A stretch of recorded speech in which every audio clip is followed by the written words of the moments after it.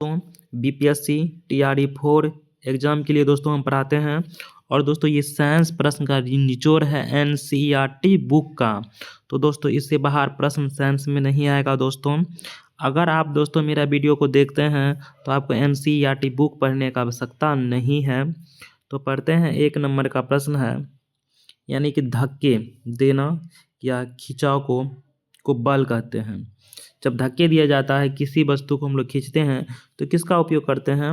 तो बल का उपयोग करते हैं। इसका राइट इसको बल कहते हैं। नेक्स्ट प्रश्न है, गुरुत्व बल पृथ्वी द्वारा किसी वस्तु पर लगते हैं। इस बात को याद रखिएगा। गुरुत्व बल किसको? जब पृथ्वी किसी वस्तु पर बल लगाते हैं तो उसको गुरुत्व बल कहते हैं। नेक्स्ट प्रश्न पढ़ते हैं, किसी पृष्ठ के प्रति एकांक छेद पर लगने वाले बल को दाब कहते हैं। तो दाब को याद रखिएगा। दाब का SI मात्रक पास्कल होता है। इस बात को भी याद रखिएगा। नेक्स्ट प्रश्न है, दाब का खोज किसने किया था? दाब का खोज किसने किया था? वैज्ञानिक का नाम है, तो उसका नाम है जर्मनी के देखिए वैज्ञानिक था, उसका नाम है, ये नाम है दोस्तों, ये ओटो वान गेटिव। तो इनको याद रखिएगा।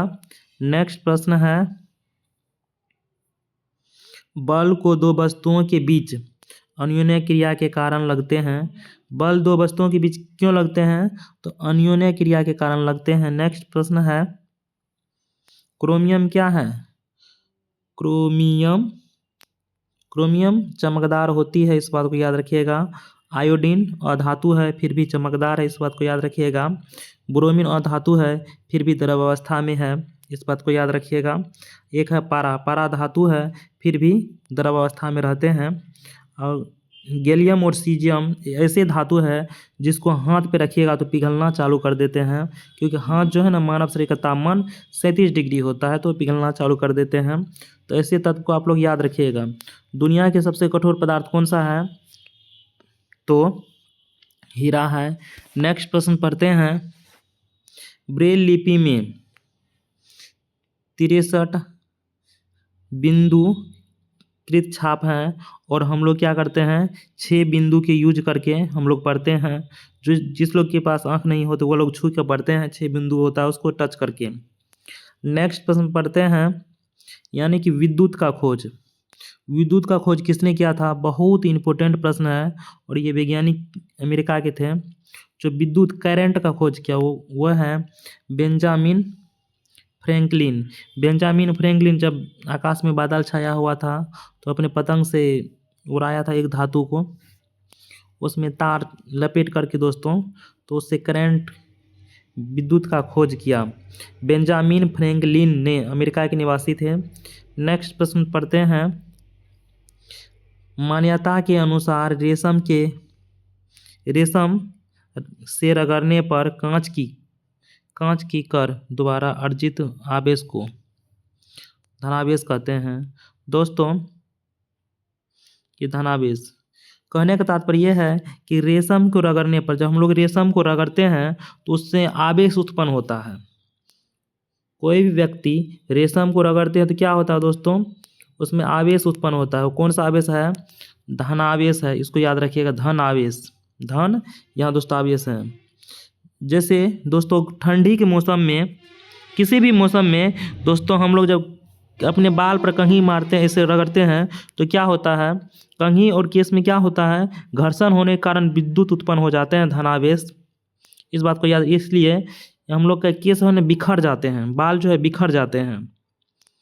जब आपस में जब रगड़ा जाता है दोस्तों दो वस्तुओं को, इसमें जब रेशम को यहाँ पर रगड़ते हैं और कांच को रगड़ते हैं तो क्या होगा, उसमें विद्युत उत्पन्न होगा। तो ये इंपॉर्टेंट दोस्तों प्रश्न है। तो धनावेश उत्पन्न होता है, इस बात को याद रखिएगा। थोड़ा करंट का महसूस हो सकता है। नेक्स्ट प्रश्न है, अनाज से भूसा निकालना। अनाज से हम लोग भूसा निकालते हैं, उसको क्या उस विधि को क्या कहते हैं? जब पृथक किया जाता है तो उसको थ्रेसिंग कहते हैं। इंपॉर्टेंट प्रश्न है ये दोस्तों, बीपीएससी के लिए इंपॉर्टेंट है। और यहाँ धनावेश है, ये इंपॉर्टेंट है। 6 बिंदुओं का यूज करते हैं, 63 बिंदु होता है, क्रोमियम चमकीला है।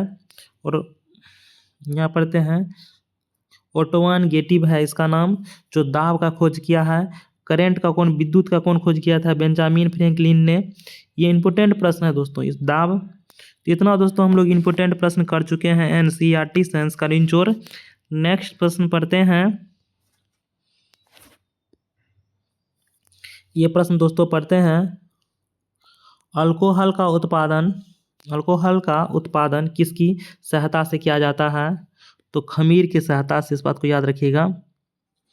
अल्कोहल का उत्पादन किसकी सहायता से करते हैं? खमीर की सहायता से। नेक्स्ट प्रश्न है, ब्रेड हुआ, डोसा हुआ और आटे को फूलने में मदद करता है, तो कौन मदद करता है? ईस्ट। ब्रेड को फूलने में, आटा को, इस सब को, तो ईस्ट मदद करते हैं। नेक्स्ट प्रश्न पढ़ते हैं, मटर की जड़ की गठन में बैक्टीरिया है। देखिए जितना भी दलहन पदार्थ है, दलहन जितना भी चीज़ है, उस सब के जड़ में राइजोबियम होता है, इस बात को याद रखिएगा। राइजोबियम, जितना भी दलहन है, चाहे मूंग का दाल हो, कोई भी दाल क्यों ना हो, सब में दलहन है। केवल अरहर को छोड़कर, अरहर के दाल की लंबाई होता है 6 फीट। अरहर के दाल की लंबाई कितना है दोस्तों? 6 फीट है। तो इसके जड़ में राइजोबियम नहीं होगा। और जितना भी दोस्तों दाल है, सभी के दाल में राइजोबियम होता है। नेक्स्ट प्रश्न है, प्रोटोजोआ के कारण होने वाला रोग है, ये रोग है मलेरिया। प्रोटोजोआ के कारण जो रोग होता है मलेरिया होता है। प्लाज्मोडियम उसमें प्रोटोजोआ है। नेक्स्ट प्रश्न पढ़ते हैं, यानी कि जीवाणु कह सकते हैं आप, प्रोटोजोआ को जीवाणु आप लोग बोल सकते हैं, इसको याद रखिएगा। नेक्स्ट प्रश्न है, एड्स का कारण क्या हो सकता है? एड्स क्यों होता है? तो एक वायरस है। एड्स क्या है? एक वायरस है। उस वायरस का नाम है एलिस। जिस वायरस से एड्स फैलता है उसका नाम है एलिस। नेक्स्ट प्रश्न है, जीव विविधता को कहते हैं, क्या कहते हैं? जीव विविधता को जैव विविधता भी कहते हैं, इनको याद रखिएगा। जीव विविधता को जैव विविधता भी कहते हैं। नेक्स्ट प्रश्न पढ़ते हैं, केंद्रक को कोशिका द्रव से किसके द्वारा अलग किया जाता है? केंद्रक को कोशिका द्रव से किसके द्वारा अलग किया जाता है? उसको कहते हैं नाभिकीय झिल्ली। नाभिकीय झिल्ली को आप लोग याद कर लीजिएगा। नेक्स्ट प्रश्न पढ़ते हैं, रंगीन कोशिकांग जो केवल पौधे में है उसको क्या कहते हैं? प्लास्टिड कहते हैं। क्या कहते हैं? प्लास्टिड। नेक्स्ट प्रश्न पढ़ते हैं, कोशिका झिल्ली को प्लाज्मा झिल्ली भी कहते हैं, इसको याद रखिएगा।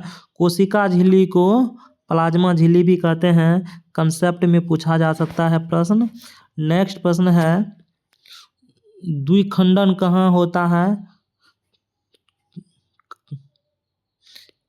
ये होता है एक कोशिकीय जीव में, अमीबा में होता है द्विखंडन विधि। जैसे एक अमीबा है ना, एक ठो अमीबा, वो कुछ देर में ये विखंडन हो जाता है, एक अमीबा 2 में बदल जाते हैं। नेक्स्ट प्रश्न है, निषेचित अंडे का विकास होता है। जो अंडे निषेचित हो जाते हैं उसका विकास कहाँ होता है? तो गर्भाशय में होता है। नेक्स्ट प्रश्न पढ़ते हैं,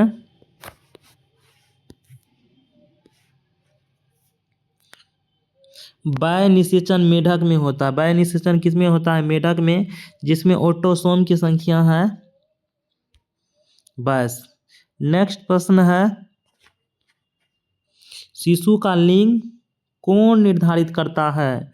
शिशु का लिंग जो है कौन निर्धारित करता है? लड़का हो गया, लड़की, इसका निर्धारण करता है गुणसूत्रों, करता है गुणसूत्र। नेक्स्ट प्रश्न है,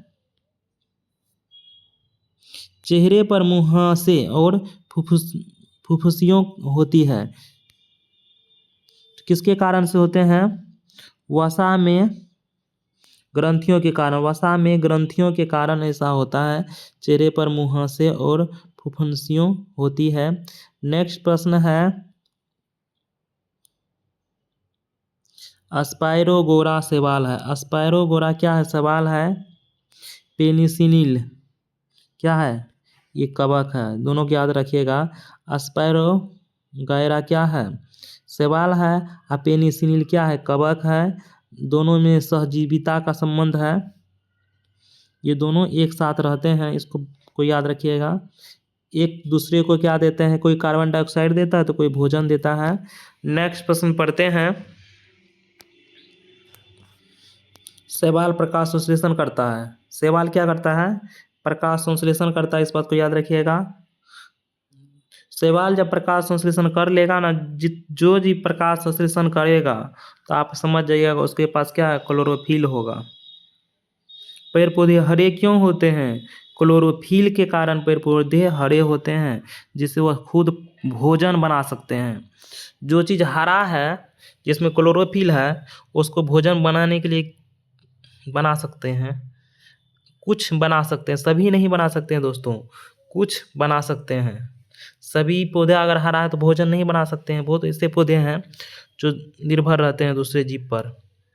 नेक्स्ट प्रश्न है, हेपेटाइटिस और पोलियो विषाणु के कारण होता है, विषाणु वायरस के कारण होता है। हेपेटाइटिस और पोलियो जो है ना विषाणु के कारण होता है, इस बात को याद रखिए। नेक्स्ट प्रश्न है, केंद्रक झिल्ली का अभाव होता है, केंद्रक झिल्ली नहीं होता है, किस में नहीं होता है, प्रोकैरियोटिक में नहीं होता है, प्रोकैरियोटिक में केंद्रक झिल्ली का अभाव होता है, नहीं होता। नेक्स्ट प्रश्न है,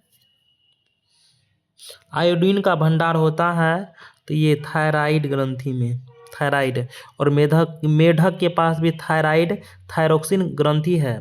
अगर पानी में आयोडीन नहीं रहेगा, थायराइड ग्रंथि मेढक के पास अगर नहीं रहेगा तो मेढक के बच्चे कहते टेडपोल, तो वह विकास पानी में नहीं कर पाएगा, इस बात को याद रखिएगा। नेक्स्ट प्रश्न है, आयोडीन का भंडार करती है, आयोडीन